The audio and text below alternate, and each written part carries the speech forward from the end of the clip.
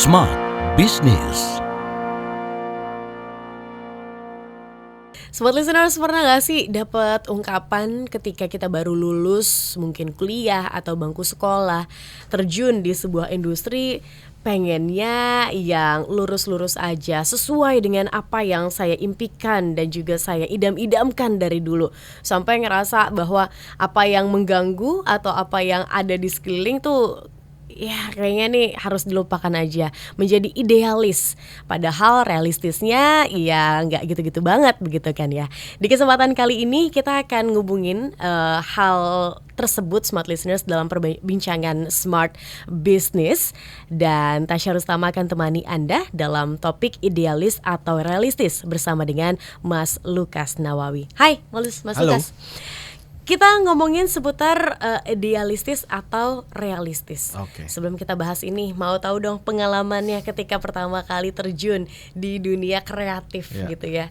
Pernah ngerasain juga gak sih jadi idealis? Oh pernah, ya sombong lah dulu. Jadi kalau dulu idealismenya adalah kalau klien tidak terima ide kita, artinya dia yang nggak nyampe gitu. Oke, jadi ya, tapi itu sesat dia yang salah ya, bukan kita ya. Iya. Oke. Tapi ya dulu begitu ya. Dan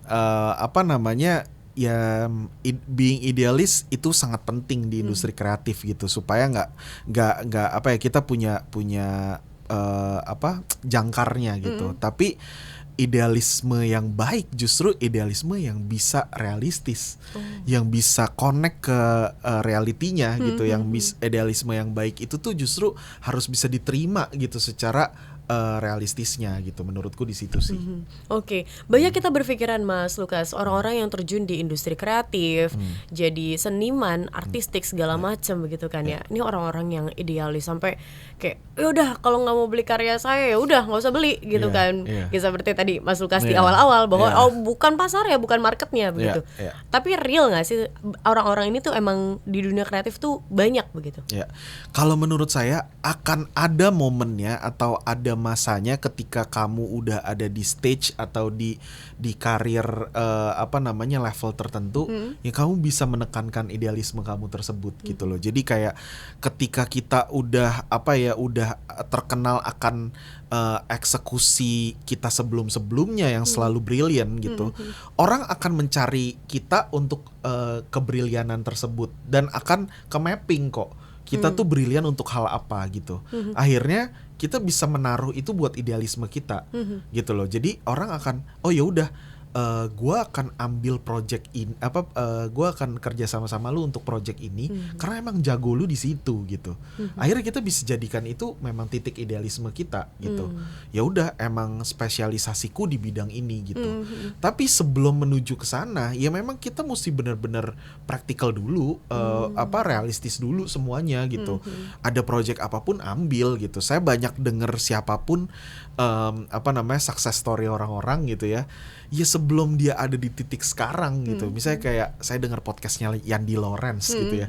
Dia jadi sutradara yang kita tahu gitu ya. Sekarang dia sutradara untuk film-film romantisasi keluarga gitu, yang family value gitu ya. Ya sebelumnya dia pernah jadi editor wedding gitu. Jadi semua idealisme itu akan ada waktunya nanti gitu. Tapi buat di awal kita harus ngebangunnya dengan realistis dulu. Oke. Berarti mindset ini harus ditukar begitu ya dalam hal ini. Awalnya banyak yang mikir bahwa idealis dulu, baru nih kita tertampal realita, akhirnya jadi realistis begitu kan ya. Tapi harusnya mindsetnya ya realistis dulu, baru nanti kita bisa menuju kepada idealis. Ya, semua orang punya perjalanan beda-beda. Tapi kalau yang saya sering temuin yang sukses di industri ini, mereka semua diawali dengan realistis dulu sih gitu. Jadi mereka akan memulai dengan ada opportunity apapun, ambil aja dulu.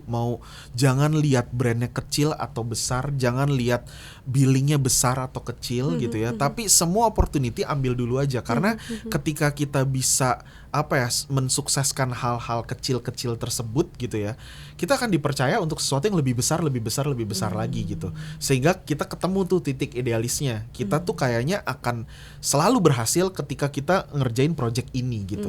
Akhirnya titik idealis kita ketemu di situ gitu. Oke, I see. Kita mau ke ranah bisnisnya nih, Mas Lukas. Kalau orang-orang zaman dulu gitu ya kan pemikirannya dunia kreatif tuh kayaknya tuh untuk generasi boomer atau old fashion yang sebelum-sebelumnya tuh kayaknya hal yang di awang-awang. Kalau nggak kerja pakai jas, pakai dasi itu katanya nggak kerja. Kalau nggak ke kantor namanya nggak kerja gitu kan. Padahal kan industri kreatif, seni dan lain-lain ini bisa dilakukan di mana aja begitu kan. Ini ya akhirnya banyak sebagian orang merasa takut begitu untuk berbisnis di dunia kreatif. Mindset seperti ini masih benar nggak sih kalau misalnya kita bilang bahwa apakah iya dunia kreatif itu menghasilkan? Oke. Kalau buat sekarang itu kayaknya udah bukan sesuatu yang aneh lagi ya dunia kreatif, karena sekarang bikin konten joget-joget di TikTok aja udah dapet duit soalnya. Iya nggak sih? Main game seharian 24 jam itu mungkin penghasilannya lebih besar dari penghasilan saya gitu kali ya. Jadi apa ya, sekarang udah makin di era digital ini hal seperti itu udah bukan jadi hal yang tabu gitu. Pekerjaan graphic designer, pekerjaan copywriter gitu itu bukan sesuatu hal yang apa ya, udah bukan sesuatu hal yang remeh lagi gitu. Kalau zaman dulu mungkin diremehkan karena ini apa ya, yang kita jual jasa yang kita jual atau tenaga yang kita jual tuh gak ada bentuk fisiknya. Ide apa fisiknya gitu. Mungkin sampai hari ini ide pun kalau kita charging orang akan challenge. Idenya apa gitu. Ide ini emang cuma tinggal mikir gitu doang, berapa duit sih paling gitu. Cuma tinggal katanya gitu. Coba lu pikirin sendiri. Enggak, saya bercanda. Tapi serius. Tapi ya gitu, maksudnya ide itu nggak ada harganya gitu. Karena ya memang yang kita keluarkan itu benar-benar perasan, otak, experience, diskusi gitu yang berjam-jam dan berbulan-bulan bahkan mungkin gitu. Tapi makanya saya nggak heran gitu zaman dulu itu nggak di value gitu, karena memang nggak ada output fisiknya gitu. Sampai itu jadi outputnya kalau zaman dulu ya bentuknya iklan TVC gitu ya, atau jadinya banner, brosur, sampai jadi seperti itu orang baru mau bayar. Itu pun bayarnya untuk placement, betul gak? Bener. Untuk bayar iklan di TV-nya, slot TV berapa. Tapi emang kalau nggak dipikirin sama si videographer, ambil angle-nya dari mana, emang nggak jadi. Emang jadi tuh video? Enggak juga. Jadi jasa kreatif itu dulu tuh dianggap sebelah mata ya karena memang belum ada wadahnya. Kalau sekarang udah banyak ya. Udah dengan adanya platform-platform digital, harusnya ini bukan sesuatu yang bisa dipandang remeh lagi gitu. Baik, berarti ketakutan-ketakutan untuk bisa terjun di bisnis ini baiknya sih disingkirkan begitu ya, karena cukup sangat menjanjikan karena sekarang jadi apapun posisinya di dunia kreatif itu ada opportunity untuk making money-nya gitu. Contoh copywriter, sekarang copywriter buat jadi scriptwriter aja gitu ya, buat komika, tahu kan stand up comedian, bikin apa namanya naskah apa stand up comedy-nya mereka butuh copywriter. Iya benar. Gitu buat apa namanya speech dari CEO mana gitu ya, yang acara formal itu harus ada copywriter yang bikinin. Website company kalau mau bagus, copywriter harus turun tangan gitu. Jadi sekarang untuk hal yang sekecil apapun, kalau dulu copywriter ya cuma nulis, masa dibayar gitu kan. Ya sekarang ya coba nulis sendiri. Coba bikin skrip pidato sendiri. Kalau dulu kan sampai ada mata pelajarannya kan. Iya benar. Itu maksudnya tulis sambung begitu. Iya betul. Makanya sekarang tuh di dunia kreatif itu udah, maksudnya kita harus buka mata. Dunia kreatif itu sepenting itu dan sekrusial itu gitu ya. Marketing butuh kreatif, branding butuh kreatif, even korporasi besar gitu ya. Pasti ada kreatif yang bekerja di belakangnya gitu. Ramai nggak sih industri ini sekarang, Mas? Rame, tapi sekarang orang udah mulai lebih spesifik. Orang udah lebih mulai being a specialist itu jadi important. Karena itu ya stepnya gitu. Zaman dulu being a generalist itu jadi suatu hal yang wah, apa-apa cari dia aja nih. Tapi makin lama orang makin ngerti, makin bisa. Ya udah, saya mah yang general udah bisa. Saya nyari spesialisnya nih sekarang. Mungkin step berikutnya setelah being a specialist ya kita udah mesti mesti ngejar personal branding dari masing-masing harus diperkuat gitu. Oke, berarti sekarang keadaannya dari dunia kreatif ini, agensi-agensi ini udah tahu ya. Maksudnya kalau misalnya bagian yang fun nyarinya yang ini gitu ya. Bukan udah pada tahu, tapi sekarang harusnya menujunya ke sana. Kalau nggak ke sana, apa namanya, tetap dengan idealisme. Oh, saya bisa semuanya.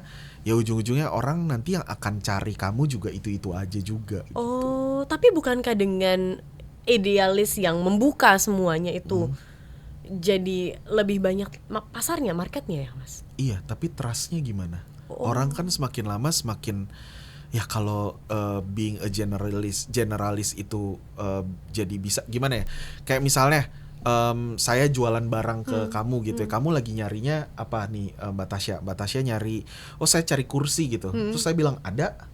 Oh saya cari sisir. Saya bilang ada. Oh saya cari stand stand mic. Oh saya ada. Jadi kamu jualannya apa sih Mas? Iya, Bener aku gak? nanya gitu kan. Iya dong, kamu tuh jadi spesialisnya apa gitu. Ya maksudnya itu udah common gitu. Kalau makanya tos serba itu cuma akan selalu ada di pasar. Kalau toko yang spesialis jualan barang yang branded stuff dan sebagainya itu ada di dalam mall gitu. Karena being a specialist itu step berikutnya sih. Baik, berarti memspesifikkan jasa Iya. itu juga salah satu Itu hal yang bentuk dipakai idealisme. ya. Oh. Itu bentuk kita nge-build idealisme kita kan. Akhirnya oke, kita udah praktikalnya, kita paham semuanya.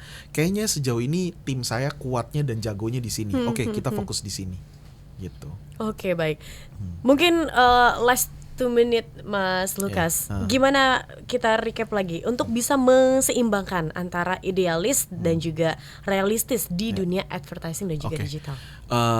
Untuk being realistisnya di awal itu penting banget. Ketika kita mulai karir kita di dunia kreatif, realistis dulu aja. Semua project itu bukannya project ini nggak usah diambil, oh ini ambil dan sebagainya. Di awal kita realistis aja, ambil dulu semuanya. Kita kan butuh makan ya, kita kan butuh penghasilannya gitu ya. Tapi yang lebih kita butuh adalah experience-nya.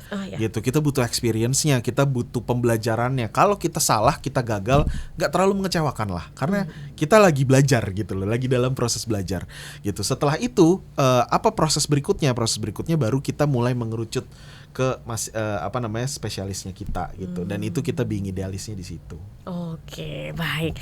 Itu dia smart listeners, nggak jadi bingung lagi begitu ya Mas Lukas. Sebenarnya ini kita harus berjalan di idealis atau realistis sih begitu kan, karena namanya idealis ya kadang nggak bisa sekaku itu juga begitu kan ya.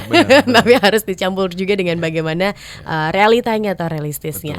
Dan dimulai di switch mindsetnya, tahu banyak hal baru deh kita bisa specialist something. Thank you Mas Lukas. Thank you. Kita ketemu di episode-episode lainnya ya. Oke, terima kasih juga untuk Anda smart listeners yang sudah bergabung bersama dengan kami. Dan akhir kata, saya Tasya Rustama dan juga Mas Lukas Nawawi pamit undur diri. Bye-bye. Smart Business. Lead you better.